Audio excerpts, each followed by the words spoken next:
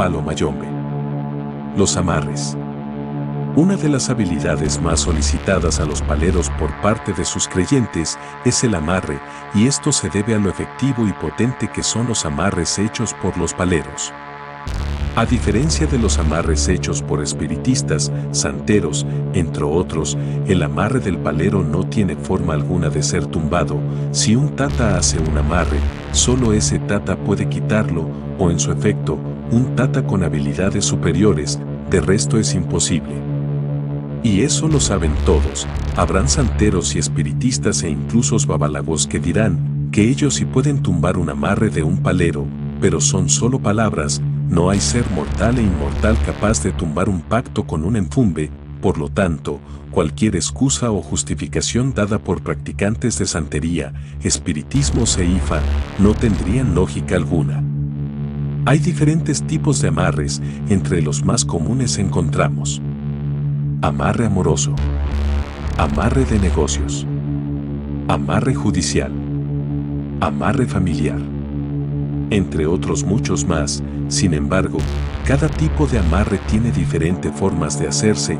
Cada tata deberá construir junto a su enfumbe la obra que se deberá realizar. Daré 3 formas distintas de hacer un amarre amoroso, pero deben tener presente que en caso de usar estas formas deberán confirmar con el enfumbe 3 cosas importantes. 1. Que el enfumbe tenga el conocimiento o sombra para hacer el amarre. 2. Que el enfumbe confirme cada material, acá se quitan o se agregan cosas. 3. Contar con un muerto o espíritu benefactor para dicho trabajo. Este no deberá ser el enfumbe principal. Recuerden, hay que tener siempre presente que el enfumbe tiene la última palabra y es quien dirige, por eso es importante que tenga buena sombra. A continuación les comentaré algunos amarres amorosos más comunes. Amarre 1. Se necesitan 2 fotos, una hoja de laurel y unos pétalos de rosa. Se colocan las 2 fotos una frente a otra, en el centro la hojita de laurel y los pétalos de rosas se enrollan con una tela de color roja. Una vez hecho esto, el resultado se mete dentro de un melón, haciendo un agujero lo más pequeño posible, sin dañar mucho el melón, y este se entiza con una tela de color rojo. Se le sacrifica un pollo a la enganga y se deja 3 días allí. Luego se entierra el melón cerca de un río en dirección a la bajada del agua y se añade 2 monedas como pago a la espiritualidad del río. Este amarre puede tener algunas modificaciones según el enfumbe que lo confirme. Una modificación usual es que le agregan una carga de rastro de las personas a quienes se les amarra. Amarre 2.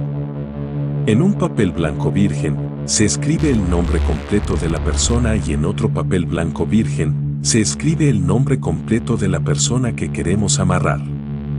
Se ponen unos pétalos de rosa natural, un poco de hierbabuena y un puñado de azúcar, y los papeles se ponen uno frente al otro y se enrollan con hilo rojo.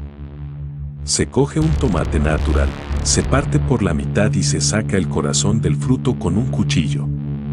En ese trozo de tomate que queda hueco se coloca el pequeño envoltorio con los nombres. Se vuelve a poner el tomate junto y se entiza con hilo rojo. Le das un pollo a la enganga y en 72 horas lo entierras donde dé el sol, y la persona a quien se le beneficia con el amarre deberá orinar por 7 días continuos encima de donde se enterró el tomate. Amarre 3. Se coge una fotografía de la persona que se quiera amarrar y se envuelve entizándola con una fotografía de la persona que busca el amarre, y todo ello se envuelve dentro de una hoja de helecho.